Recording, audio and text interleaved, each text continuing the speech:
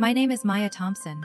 I'm 31 years old, a government employee living in Washington, D.C., and if you asked anyone in my family to describe me, they'd probably say I'm the boring older sister, the desk job, the one who didn't follow the three-generation Air Force legacy of the Thompson family.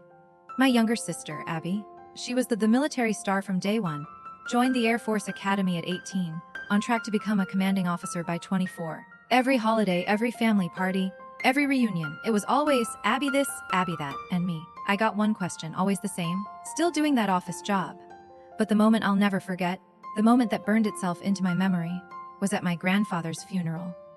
A decorated Air Force general. The room was filled with veterans, senior officers, old war buddies, everyone in full uniform, and Abby drunk, still in her dress blues, stood up in the middle of the crowd, laughed out loud, and said, "My sister. Oh, she serves too, serves Excel files and color printers." People laughed, I didn't. And then, in the silence, through the murmurs and sideways glances, General Robert Langley, yes, that General Langley, who once commanded an entire strategic intel division, walked over to me.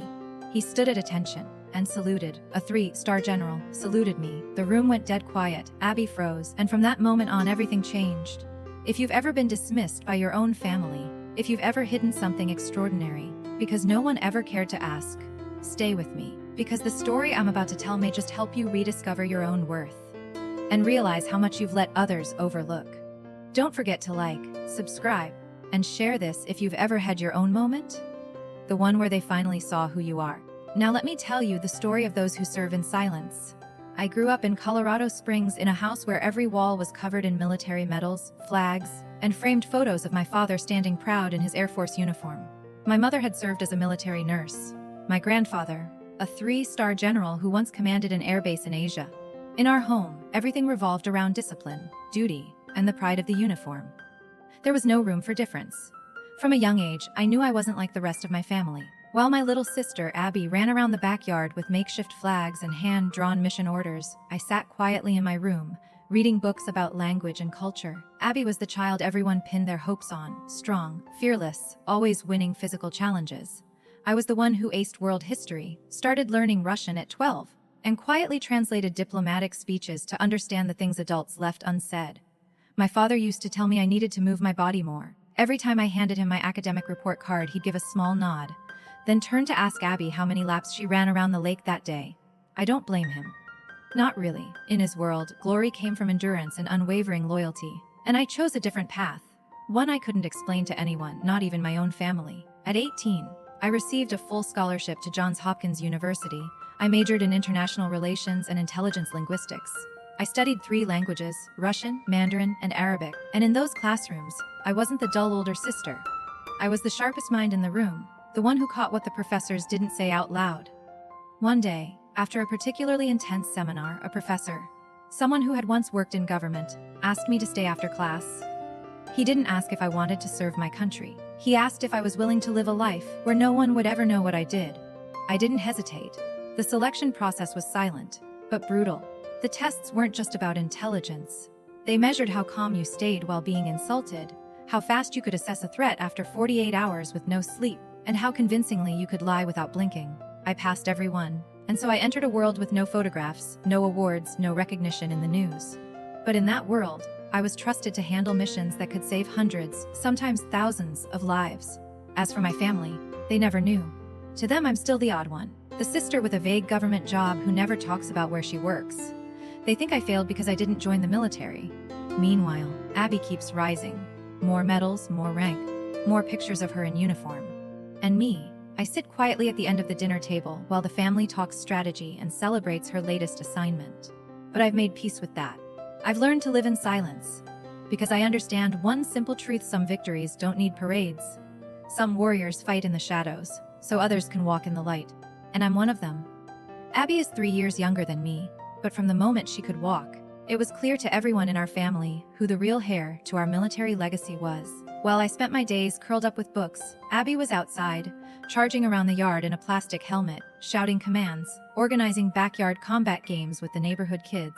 My parents watched her with a sparkle in their eyes, one I rarely saw when they looked at me. Whenever we had guests over, my dad would call Abby into the living room to recite military ranks in both English and French. They clapped endlessly as she rattled off World War strategy names most kids her age couldn't even pronounce. I stood behind the door, clutching my Russian dictionary, quietly teaching myself a language no one in the family had ever bothered to mention. Dinner was always Abby's stage. Her sports achievements, her summer boot camps, her youth cadet drills, those were the topics that filled every plate. I once tried to talk about my science project, the one that won first place statewide for its mathematical security system.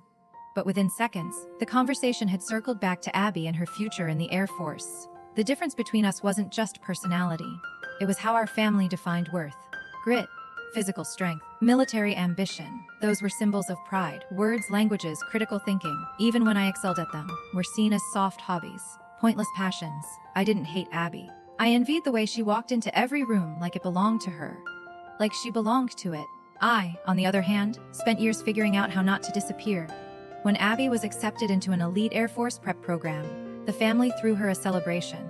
When I got my acceptance letter to the prestigious program at Johns Hopkins, my father asked one question: "Did you get a scholarship?" We grew up together, ate the same meals, slept under the same roof.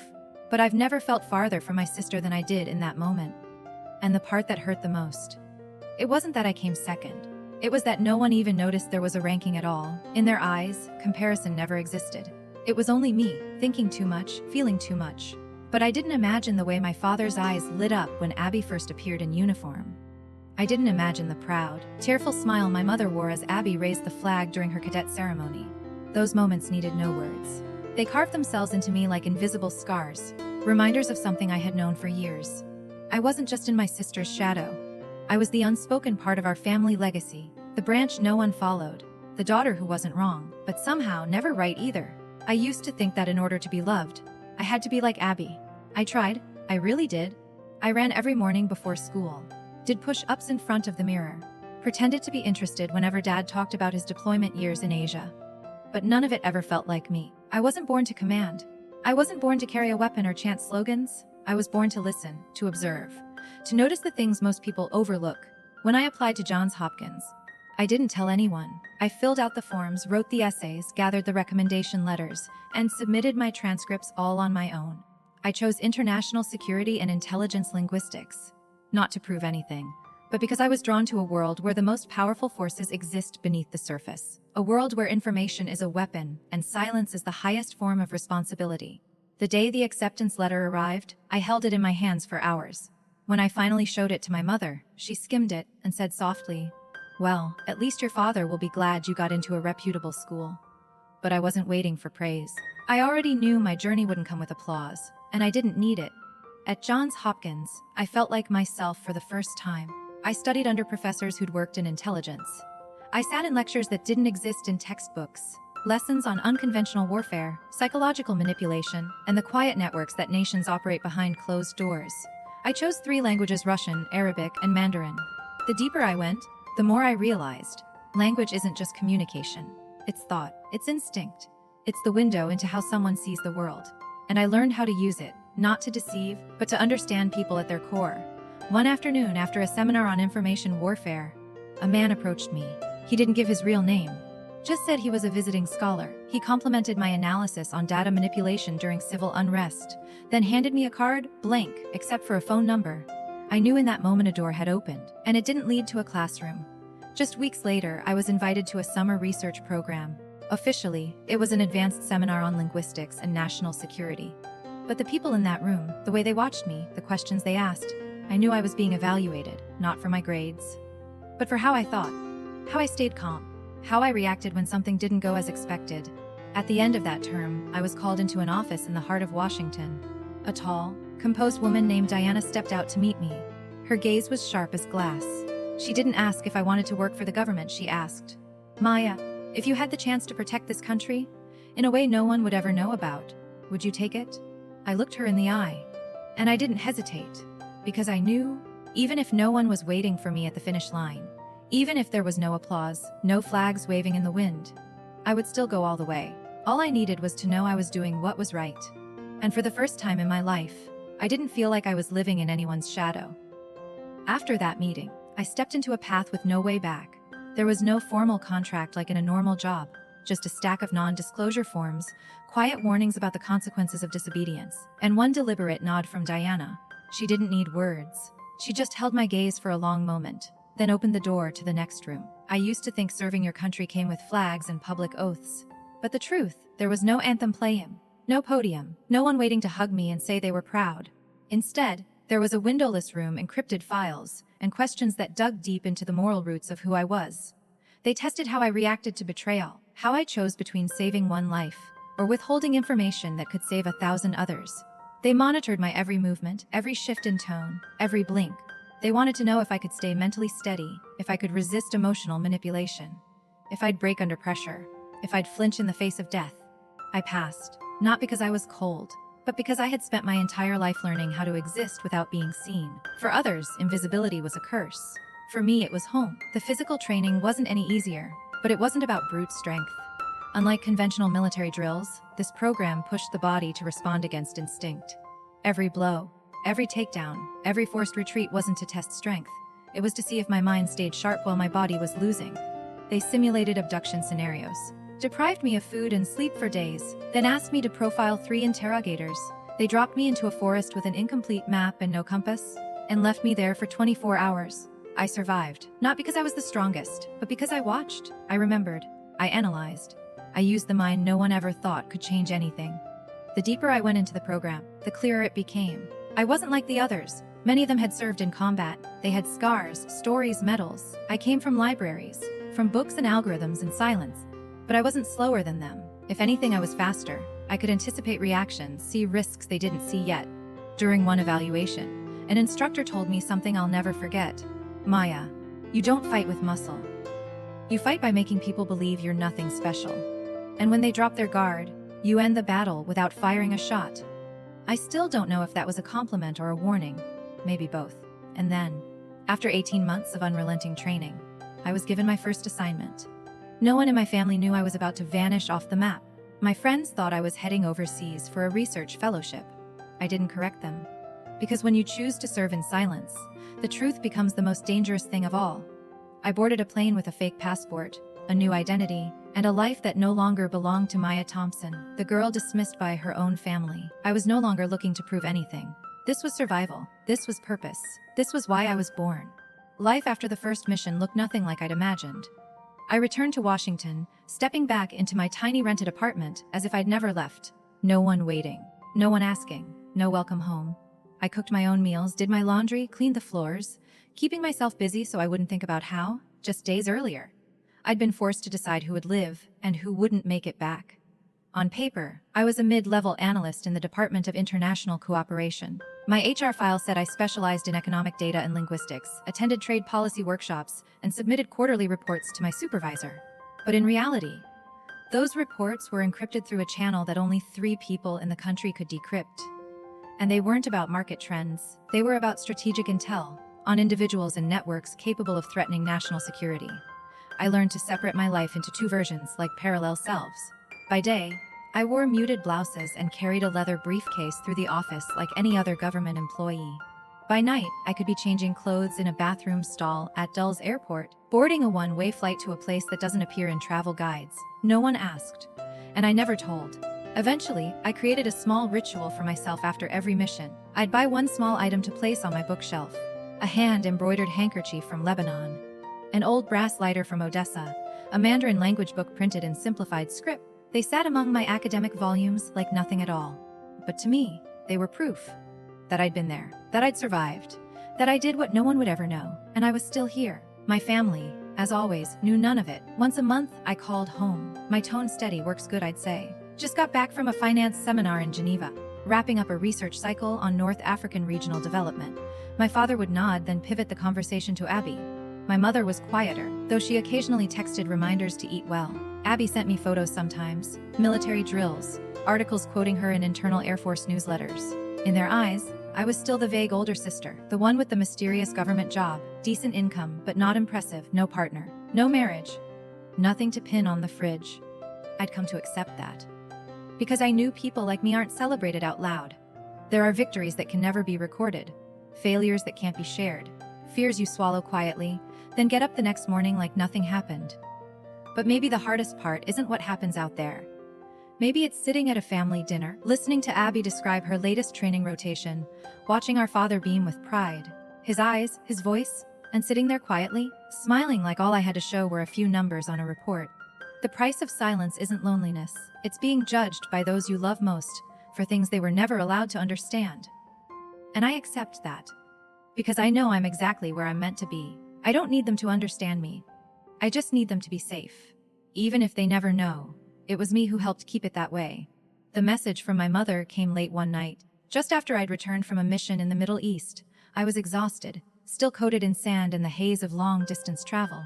Sitting on my hardwood floor, sipping water like I was still trying to rinse out the alertness from my veins, my phone buzzed. The message was short, plain, like all the others. Maya, next month is Ethan's wedding. It's at the Officers Club on Fort Monroe. Abby will be there with her commander and unit. Your father and I hope you'll come too. I stared at the text. It read like a simple scheduling note, but I knew better. Like so many family events before it, Abby would be the center of the room. And I would be the sister in the corner, still working, for the government. A role no one ever quite remembered the details of. But something in Mom's voice, gentle, unassuming, kept me from saying no. It wasn't pressure.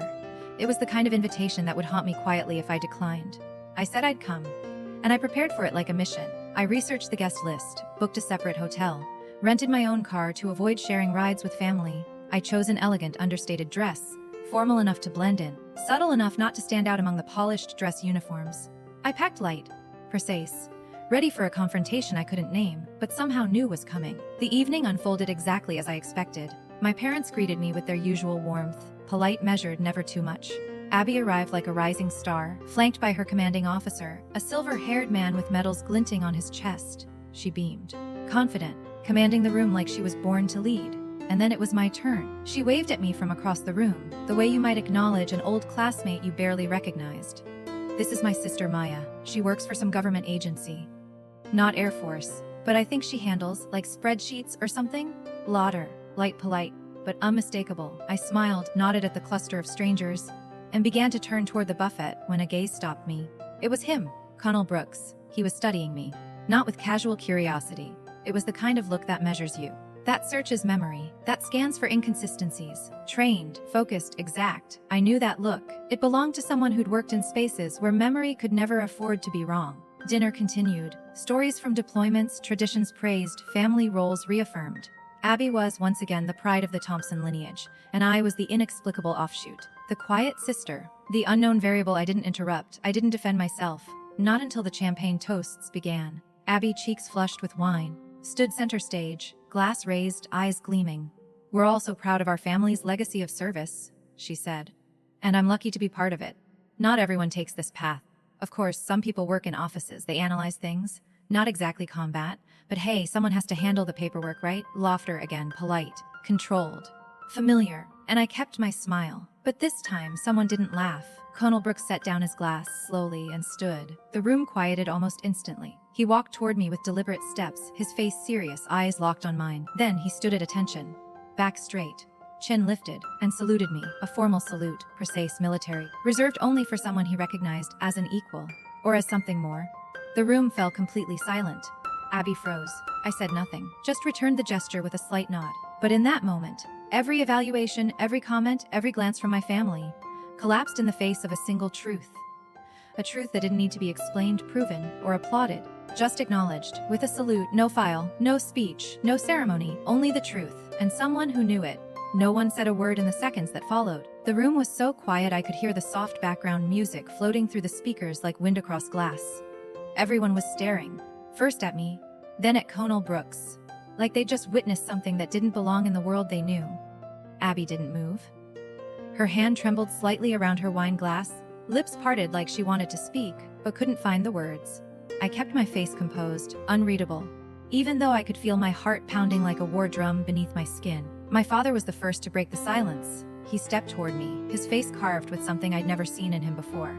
Not anger, not surprise, but a deep, unsettled confusion, etched into the hardened features of a man who had lived his whole life by rank and structure. "Colonel, what's going on?" he asked, his voice low. Colonel Brooks turned to him, calm and deliberate. "Mr. Richardson," he said, I can't disclose specifics, but I have good reason to show respect to Miss Maya. She's played a part in protecting this country. One that not many people would understand. His tone was steady. Each word fell like a subtle blade, quiet but sharp. My father hesitated. I saw it in his eyes, something shifting, not full understanding, but the first flicker of doubt, of wonder, of something cracking in the certainty he'd always carried about who his children were, and what pride was supposed to look like. My mother moved closer, gently touching my hand. Her eyes asked a question she didn't speak. I squeezed her fingers. That was my answer. I'm still me. I'm okay. Then Abby spoke. Her voice was softer than usual, but clear enough that I caught every word. Maya, I don't understand. Why did he salute you? I looked at her, the golden daughter, the pride of the family, the one who once saw me as little more than a quiet shadow. There was no more challenge in her eyes, only confusion. And maybe, just maybe, for the first time, recognition. I didn't give her an answer. Not directly. There are things you don't need to understand, I said gently. You just need to know not every contribution needs to be seen to be real. She stayed quiet, and in that silence, something shifted. Not an apology, not a revelation, but something closer to respect. The evening resumed eventually. Music returned. Scattered laughter filled the space. Small talk began to patch the cracks in the air. But I knew. What had happened couldn't be undone.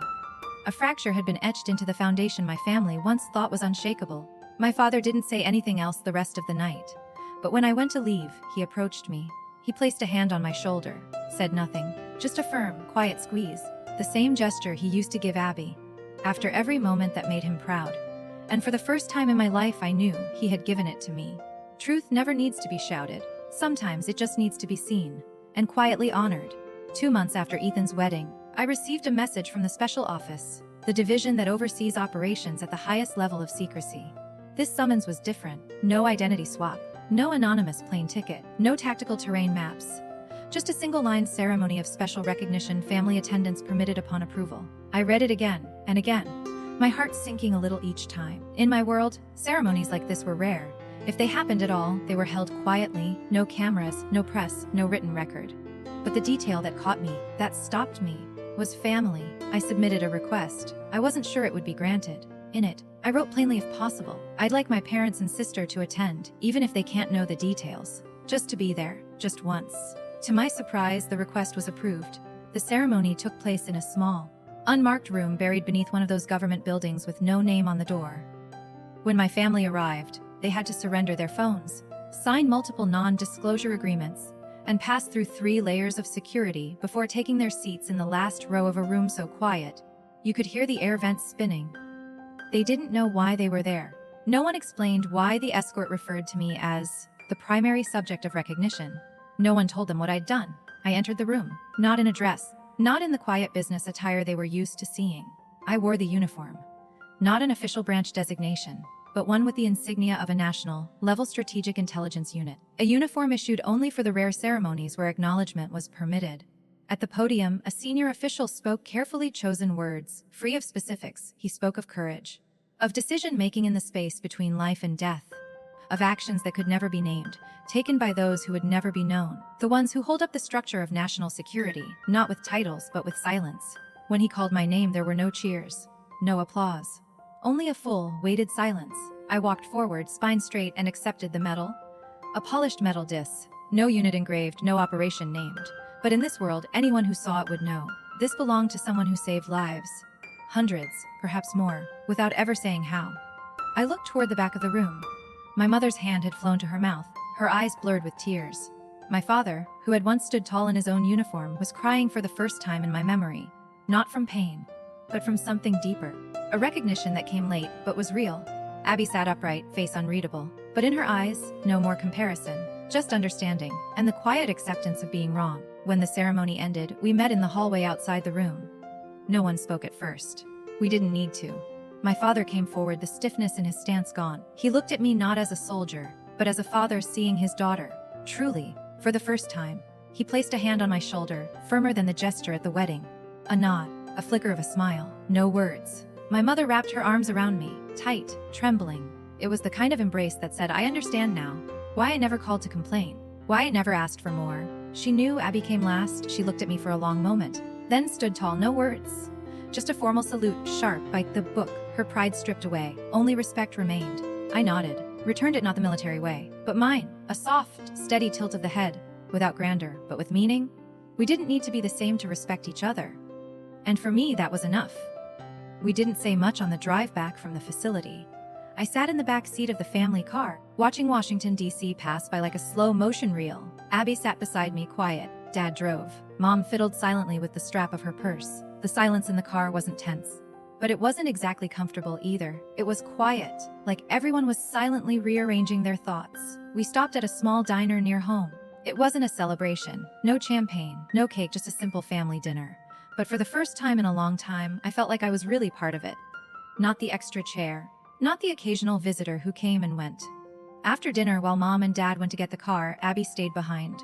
She leaned her elbows on the table, stayed silent for a while, then finally spoke. "I know you an apology." I turned to her. "I know I've been awful all these years," she said. "I thought because you didn't wear a uniform. Because you didn't follow the family tradition, that you didn't understand service or sacrifice. But after today, I realize I never really knew anything about you." I didn't say anything. I let her sit with that. Some apologies need to be spoken in their full, unpolished truth to mean something. "I used to think you were weak," she continued. "Like you were hiding, always in books, always alone. But if it were me, I don't think I could do what you do. Alone, unseen, unrecognized. I don't think I'd be strong enough to live like that." I gave her a small smile. Sad, but without bitterness. "Neither do I sometimes," I said. "I just know some things still need to be done. Even when no one's looking." Abby looked at me, brows furrowed, head tilted slightly like she was measuring something. "So Operation Dandelion? Was that you?" I laughed, genuinely, for the first time in what felt like years. Then shook my head firmly. "Never," she grinned. "Worth a try." We stepped out of the diner together into the soft amber light of late afternoon. But something had shifted. Not just in Abby. In me too. For the first time, I didn't feel like I had to hide behind a cold exterior. I didn't have to brace every time Abby talked about her career. I didn't need to prove anything anymore. I was me, the one who chose to live in the shadows. The one who was finally seen by her family. They might never know the full picture, but they knew enough to change how they looked at me. And that was enough. And Abby, the one I once stood in the shadow of, was now beside me, not above, not below. Just beside. "You still don't think I can outrun you?" she teased as we walked toward the car. "Maybe," I shrugged. "But if I needed to disappear in 3 minutes, you'd be the one asking me for the exit plan." She laughed. Really laughed. The kind I hadn't heard since we were kids. Maybe we didn't need to walk the same path to understand each other. We just had to keep walking. Forward. Together. 1 week after the medal ceremony, I returned to the familiar windowless room where most of my directives came through. Everything was the same. The sterile overhead lights, the scent of old paper and burnt coffee, the heavy silence that only those familiar with classified information would call comforting. Diana was already there. She wasn't sitting behind the desk this time, but standing by the frosted glass pane overlooking the internal courtyard, holding a thin file in one hand. When I walked in, she didn't turn around immediately. Only after the door clicked shut behind me did she speak. "Are you ready for the next step?" I nodded. No need to ask what she meant. I already knew. After a ceremony like that, silence was no longer enough. Every classified medal comes with a price. Harder missions, fewer guarantees, and almost no way back. Diana stepped forward and laid the file on the desk. I opened it. Inside a border map, a few satellite photos, several codenames, and a single sheet sealed with a red insignia. Details were, as always, limited. But this time, the difference was clear. Preparation time was nearly zero. I was to depart within 36 hours. Diana watched me for a long moment, as if she wanted to say something beyond protocol. Then she reached into her coat and placed a small, dark wooden box on the table. "This came from your family," she said quietly. "They asked us to pass it on. Said they weren't sure if you'd get it. But they wanted to try." I opened the box. Inside was an old silver wristwatch, scuffed, worn, with a soft leather strap and a scratched face. My grandfather's watch, the one he always wore. The one no one had touched since he passed, the quiet legend of our family. The only one who had ever truly understood me without needing an explanation. Beneath the watch, under the velvet lining, was a folded piece of paper in my father's handwriting. "You don't need a uniform to carry the weight of honor. Your grandfather once told me the quietest ones are often the ones holding the last gate." I didn't understand him then. I do now. "Wherever you go, carry this with you. And know your mother and I are always on your side." I read the words again, slowly, making sure the emotion welling up in my chest wasn't just an illusion. For the first time in my life, I didn't feel the need to hide behind a mask. Yes, I would still operate in the shadows. Yes, I would keep my secrets. But now I was no longer alone. I looked at Diana, gave a steady nod, and turned to leave. I stepped into the sterile white corridor of the security building, my chest strangely light. Along with the file, I carried my grandfather's watch, not for timekeeping, but as a reminder that what I did, though unseen, was believed in. And that belief came not from strangers, but from the people I'd once thought would never understand. And for the first time, I was walking into a mission not just in service of a country, but for the things no intel report could ever name: trust, understanding, and love, without conditions. I didn't need the light. Because somewhere in the dark, I had finally found my path. I can't tell you where I've been, what I've done, or the real names of the people I trusted with my life. But I can tell you this. There were nights I had to stay silent while a wrong decision unfolded before my eyes. Because stepping in would have cost more than I could bear. There were days I walked past people I loved without being able to say their names, because even a glance could endanger everything. And there were moments I asked myself, is this life worth it, if no one ever really knows you existed? But then I remember the moment Colonel Brooks stood and saluted me in front of my family. I remember the stillness in my father's eyes, my mother's quiet tears, and the respect, new, unspoken, in Abby's gaze. I remember my grandfather's old watch, now resting on my wrist, a silent reminder that some values don't need applause or front-page headlines, that not all battles are fought on open fields. Some live inside split-second decisions, in the quiet resolve to do what's right even when no one will ever know. I'm not telling you this story to impress you. I don't need admiration. I'm telling you this because maybe, just maybe, you've overlooked someone in your life. Someone you once thought wasn't doing anything important. Someone who seemed ordinary, quiet, forgettable. Maybe it's the sister reading in the corner. The friend who never speaks up in group discussions. The coworker no one remembers. Maybe it's you. I just want you to know your value is not measured by how many people clap for you. It's in the way you choose to do the right thing, even when no one is watching. You don't need a medal to prove your worth.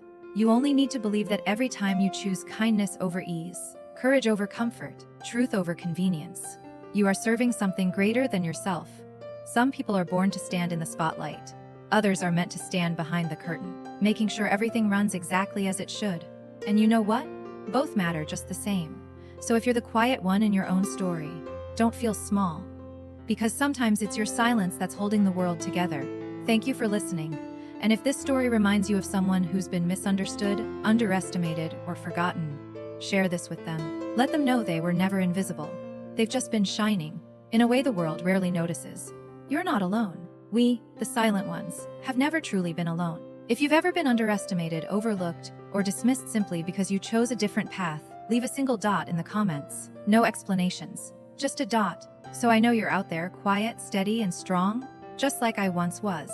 Share this video with someone who needs to be seen, someone who deserves to be recognized, so they won't have to wait for a salute to know their worth. And if you want to keep walking this journey with me, through stories of unnamed courage, unmedaled devotion, and lives lived in the shadows to protect the light, subscribe, because you deserve to hear the truths the world often ignores. And maybe, just maybe one day it'll be you, standing not to be seen, but to finally be understood. We are the quiet ones. But when our voices rise, they echo in places no one ever thought to listen.